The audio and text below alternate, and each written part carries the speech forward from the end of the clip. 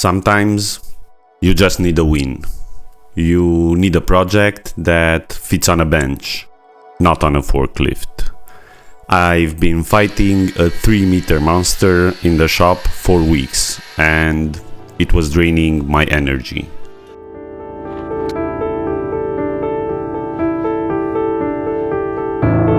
My sister-in-law asked for a simple shelf for her perfume collection, but looking at the bottles, they aren't just containers. They are glass sculptures and they don't need a shelf. They need a stage. We're back to boxes. This is gonna be a nice one. So I took a break from the heavy lifting to build something precise. But I quickly realized something. Small doesn't mean easy. When you scale a project down, you can't hide your mistakes. The difference between a basic box and a high-end display isn't the wood, it's the density of detail. So today I'm going to show you 3 specific details I used to turn a simple box into a luxury item.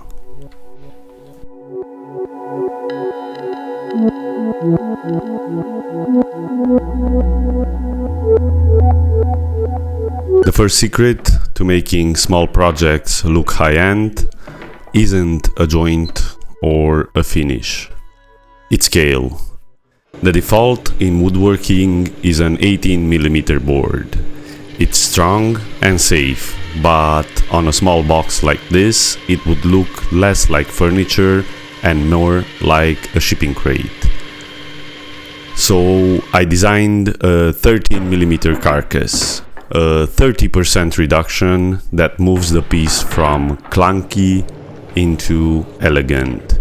It makes the box feel lighter and more refined.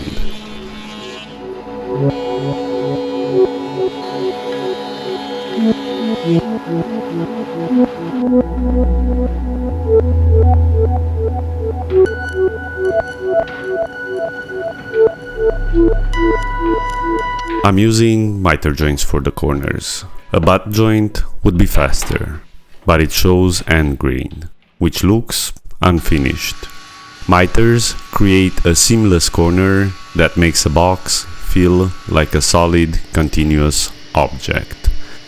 The challenge, however, is that any tiny error in your 45-degree angle is doubled at the joint, creating a gap. On a small box, there's no room to hide that kind of mistake.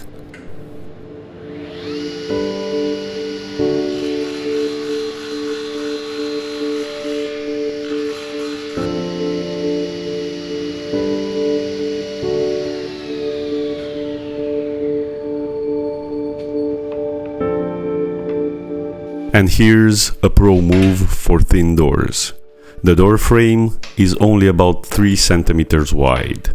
Cutting a groove for glass on a piece that thin is terrifying. Your fingers are way too close to the blade and the piece can move around easily. So I cut the groove before I assemble the door. I take the individual walls, run them across the blade to create a dado for the back panel and the channel for the glass. The full width of the board keeps everything stable and safe. If I tried to do this after the door was cut, I'd be risking my fingers and the workpiece. Okay, let me explain better what I did. So, as you can see, we did a channel here. This is a 14mm channel. What does that mean? I'm gonna lose the curve because I'm gonna do a cut here, right? So that's 3mm of a cut. Then I'm gonna lose another 3mm because that's how thick the glass I'm gonna be buying. Then I need the space where I can put another piece. So we have 14mm. If we subtract 6, 3 for the curve, 3 for the glass, that's 9 millimeters. So I'm gonna be left with a 9 millimeter hollow part here, which is gonna be my edge where I'm gonna put another piece of walnut to hold the glass in. That's basically it. It's not rocket science. It's not that big of a deal. What I'm gonna do now is I'm gonna clean everything up and cut this part here.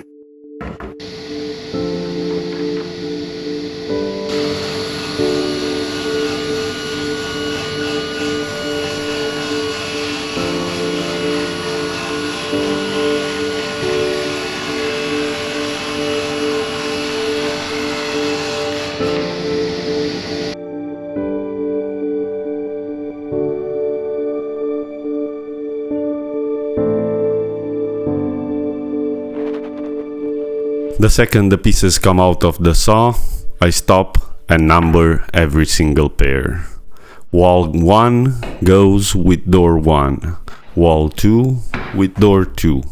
It seems basic, but in the middle of a glue up, your memory is fragile. If you accidentally mix up these pairs, the grain won't align when the cabinet is closed. The illusion of a solid, continuous block of wood is completely shattered. A pencil mark is the cheapest insurance policy in the shop.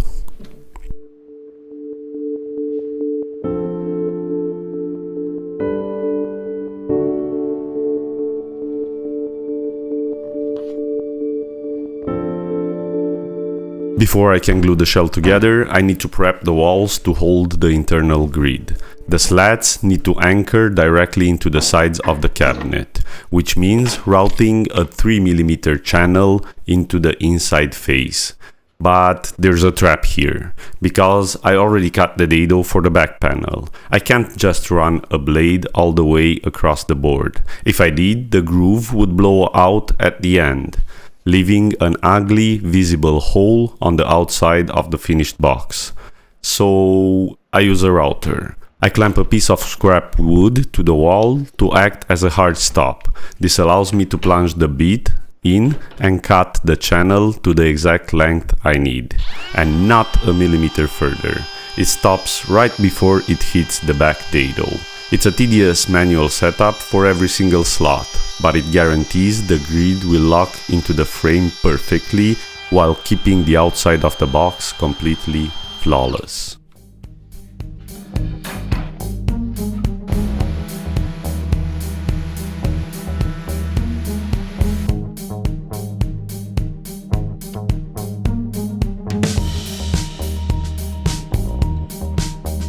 The glue up requires precision. I'm using clamps to pull the miters tight on the main body. Be careful here. Too much pressure and the miter will open up at the end. Another thing to look out for when clamping miters is the position of the clamps. I always try to clamp as close to the miter as I can, because the back panel always has a small gap. If you clamp the piece more to the middle, then you end up with bowed walls. The door is then assembled as a separate frame.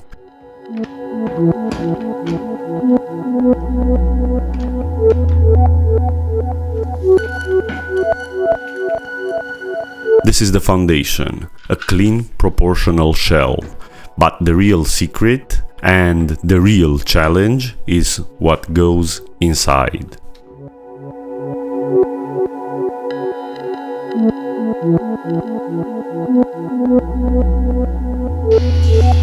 With the shell drying, we move to the internal structure, the guts of the display. If I used standard 13mm boards for the dividers, the grid would look heavy. It would look like a wooden cage.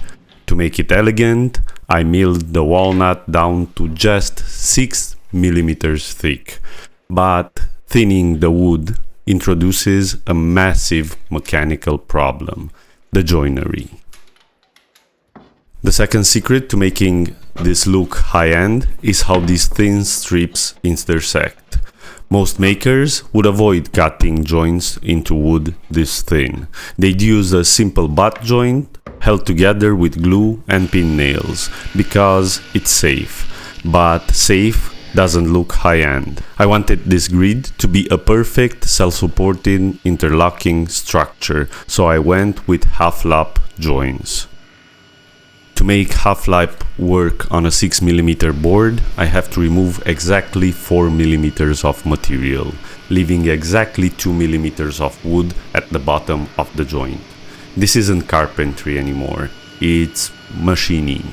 You don't just set up the blade and rip, you sneak up on the feet. You take a pass, check with calipers and adjust the blade height by a fraction of a degree. And here's the ultimate test of that precision. I'm not using a single drop of glue on this entire grid.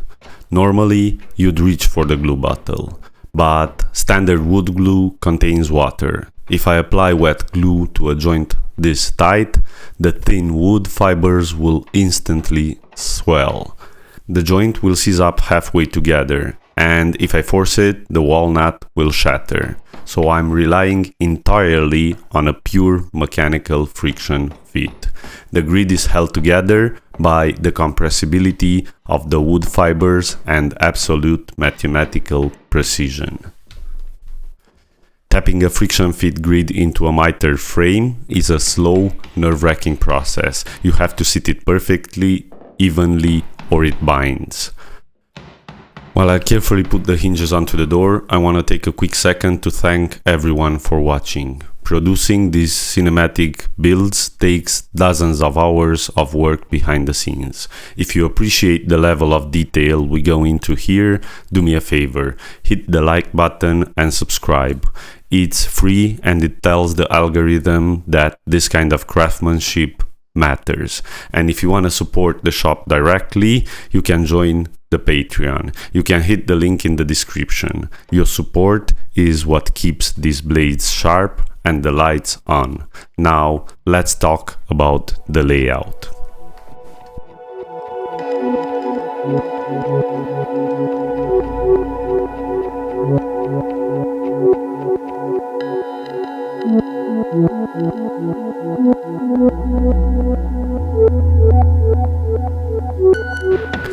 The third secret isn't about how you cut the wood, it's about why. It's the design intent. When people build a shelf or a display, the default is to make every cubby exactly the same size. A symmetrical grid is mathematically easy to build, but visually it's a failure of design. It treats a varied personal collection like a uniform factory product. My sister-in-law has tall bottles, wide bottles, and tiny accent bottles.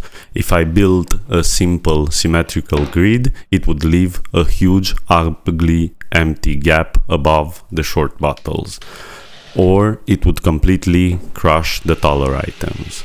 So I designed this asymmetrically. We have tall slots and small slots.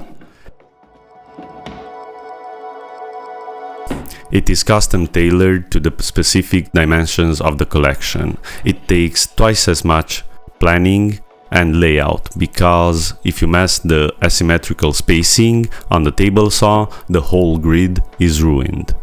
But the result is worth the headache. The cabinet serves as art, not the other way around. To finish it off, I added the glass door using thin walnut glazing strips instead of plastic clips to keep the aesthetic perfectly clean, and attached a minimalist brass handle to match the warmth of the wood.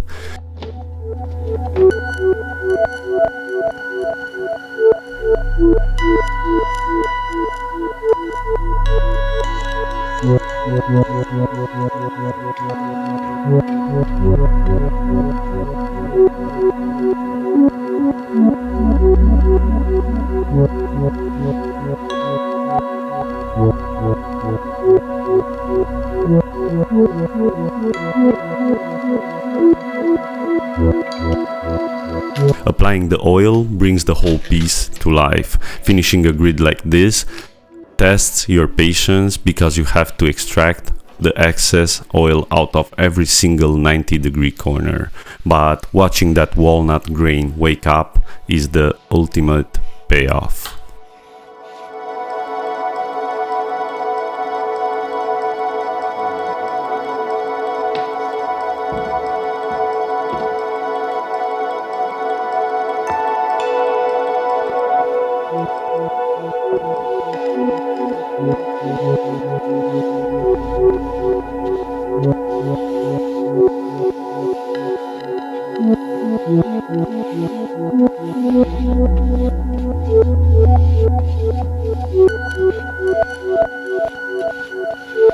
I stepped away from the 3-meter table because I needed a quick win. I wanted a simple project. Instead, I got a harsh reminder that scaling down a project actually magnifies your mistakes. But by controlling the scale of the shell, pushing the limits of the joinery, and designing with intent, we turned a piece of paper into a museum case. It brings order to chaos and gives these glass sculptures a stage they deserve. The break is over. The batteries are recharged. It's time to get back to the big table. See you in the next one.